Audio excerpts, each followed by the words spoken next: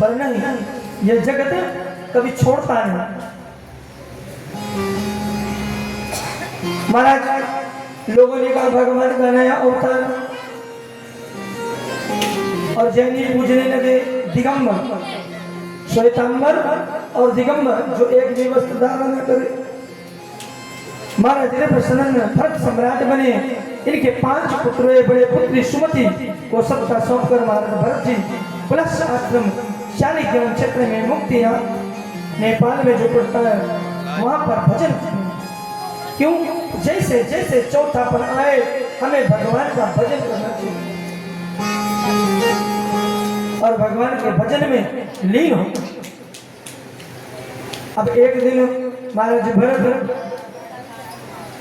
नदी में स्नान कर रहे थे और एक शेर एक मृग को खेदे। मृग गर्भ से थी। अब जैसे ही मृगी छलांग लगाई महाराज नदी के बीचों बीच प्रसव पीड़ा के कारण बच्चे को जन्म दी और बह गई। और महाराज ऋषभ देव जी उस मृत के बच्चे को बहता हुआ जो हाथ में आ गया भगवान को अर्घ देने के लिए उठाया, अपनी कुटिया ले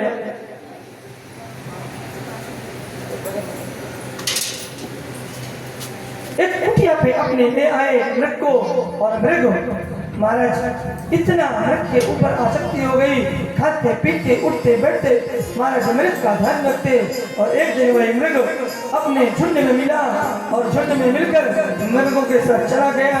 और महाराज भरत मृग का चिंतन करते हुए अपने प्राणों को त्याग दिए। साधक कहता है क्या? मानुष जन्म अनमोल रे, माटी में मत तोल रे। अभी नहीं अभी नहीं अभी नहीं अभी नहीं मानुष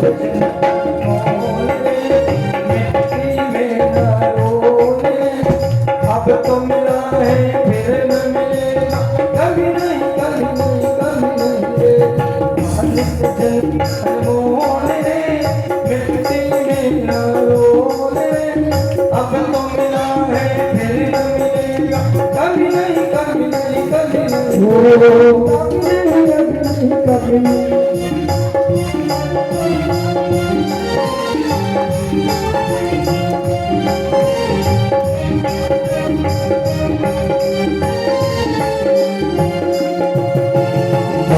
जन्म अनमोल रे, मिट्टी में मत तोल रे।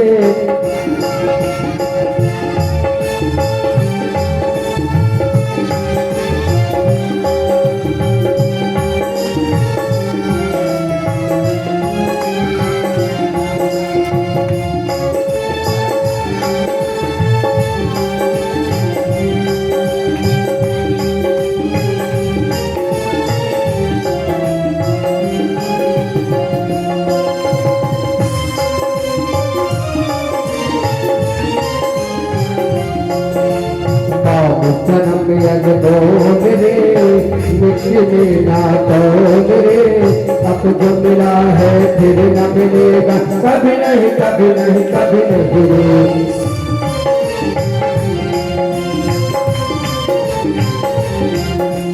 मानो जन्म अनमोल रे, मिट्टी में मत तोल रे।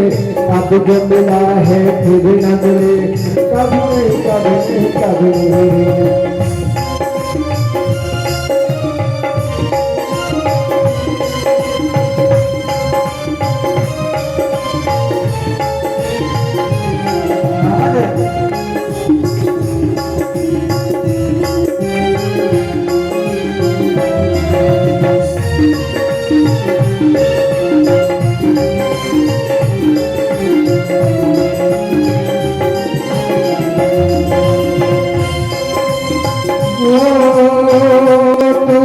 संग के आया कर, देख के भूखे गाया करो। तू सत्संग में आया कर, देख के भूखे तू सत्संग में आया कर, देख के भूखे गाया कर।